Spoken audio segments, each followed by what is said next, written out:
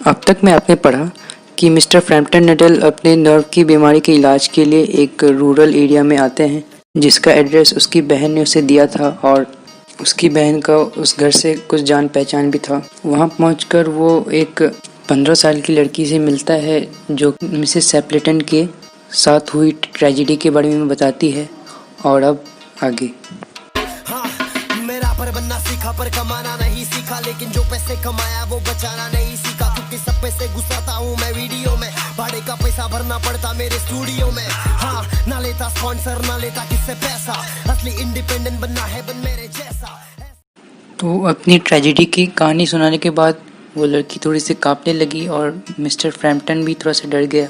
उसके बाद मिसेस सैपलेटन की पैरों की आवाज़ उस रूम तक ज़ोर ज़ोर से आ रही थी, जिसको सुनकर फ्रैम्पटन को थोड़ी सी राहत मिली।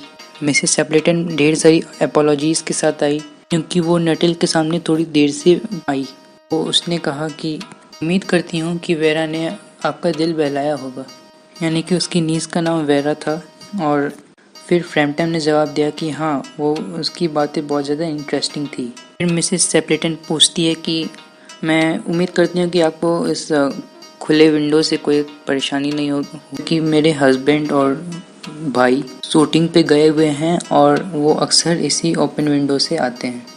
वो दलदली इलाकों में स्नाइप के लिए गए थे। स्नाइप एक तरह का पक्षी है जो कि दलदली इलाकों में पाया जाता है। तो वो जब यहाँ पे आएंगे तो मेरे इस साफ कारपेट को गंदा कर देंगे, क्योंकि वो उसके जूते में मिट्टी लगी होगी। उसके बाद वो मिस्टर नटल से शूटिंग और बर्ड्स की स्कार्सिटी के बारे में बात करने लगी, और सर्दियों में जो डक्स की संख्या कम हो जाती है उसके बारे में बात करने लगी। तो असल में ये सब बातें फ्रैम्पटन के लिए बहुत ज़्यादा डरावनी थी, क्योंकि अभी अभी उसकी नीस ने उसे बताया था कि सैपलेटन के हस्बैंड और उसके भाई 3 साल पहले शूटिंग पे गए थे, और मिसेस सैपलेटन बता रही है कि वो आज आने वाले हैं। तो मिस्टर नटल की उस टॉपिक को चेंज करने की कोशिश करने लगा, लेकिन मिसेस सैपलेटन का ध्यान तो उस ओपन विंडो और उसके पीछे के लॉन की तरफ ही था। ये बहुत ज़्यादा ही अजीब कोइंसिडेंस था कि मिस्टर नटल एक ऐसे घर में पैसे देगा जहाँ पे 3 साल पहले एक बहुत भयानक ट्रेजेडी हुई है। तो टॉपिक चेंज करने के लिए फ्रैम्पटन ने कहा कि डॉक्टर्स ने उसे रेस्ट करने का ऑर्डर दिया है और उसे किसी भी तरह का मेंटल एक्साइटमेंट में नहीं रहना है, और वायलेंस और बहुत ज़्यादा हार्ड एक्सरसाइज से दूर रहना है उसे। ये बात फ्रैम्पटन सैपलेटन को बताता है। और डाइट के मामले में डॉक्टर्स ने ज़्यादा कुछ नहीं कहा है। को कंटिन्यू करते हुए फ्रैम्पटन ने कहा, कुछ नहीं कहा। मिसेस सैपलेटन ने एक यौन वाले आवाज़ में कहा, यानी कि एक उबासी वाले स्वर में कहा। इसके बाद अचानक उसका ध्यान कहीं और खींचा चला गया, और उसके तरफ नहीं जो फ्रैम्पटन अभी कह रहा था। देखिए, ये रहे ये लोग, चाय के वक्त ही आए हैं, और इनको देख के तो ऐसा लग रहा है कि इनके आंखों में भी मिट्टी जम गई है। तो पहले तो फ्रैम्पटन को लगा कि मिसेस सैपलेटन का दिमाग खराब हो चुका है उस ट्रेजेडी के बाद, इसलिए वो ऐसी बातें कर रही हैं। और वो नीस की तरफ एक सिंपैथिक वे में देखता है, और वो नीस भी उसी ओपन विंडो की तरफ देख रही थी, और उसकी आंखों में एक डर था। कैसा डर, ये जानने के लिए फ्रैम्पटन भी पीछे मुड़ के देखता है।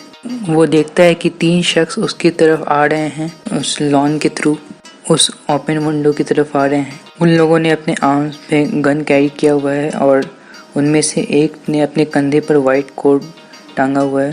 उनके पैरों के पास एक ब्राउन स्पैनियल है, जिसके बारे में नीस ने बताया था।